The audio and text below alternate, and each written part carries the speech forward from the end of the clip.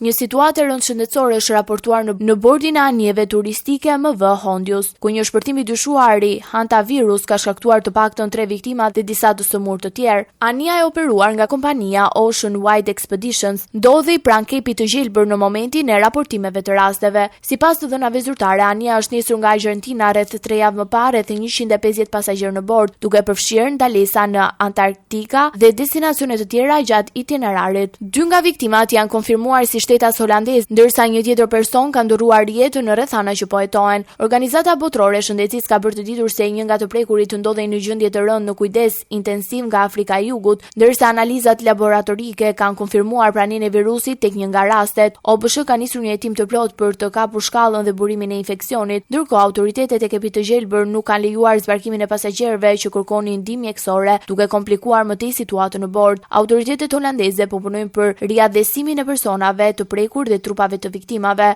Hantavirus është një virus që transmetohet kryesisht nga breci dhe vetëm rrallë nga njeriu tek njeriu. Ai shkakton simptoma të ngjashme me gripin në fazat fillestare, por mund të përkeqësojë më shpejt në probleme serioze të frymarrjes dhe dështimeve të organeve jetike. Rreth 40% e rasteve të rënda rezultojnë fatale. Aktualisht nuk ekziston një trajtim specifik për këtë virus dhe kujdesi mjekësor fokusohet në mbështetjen e funksioneve jetike, përfshirë përdorimin e ventilatorëve dhe pacientëve në gjendje kritike. Situata mbetet në monitorim të vazhdueshëm ndërsa autoritetet shëndetësore ndërkombëtare përpiqen të parandalojnë përhapjen e mëtejshme të infeksionit.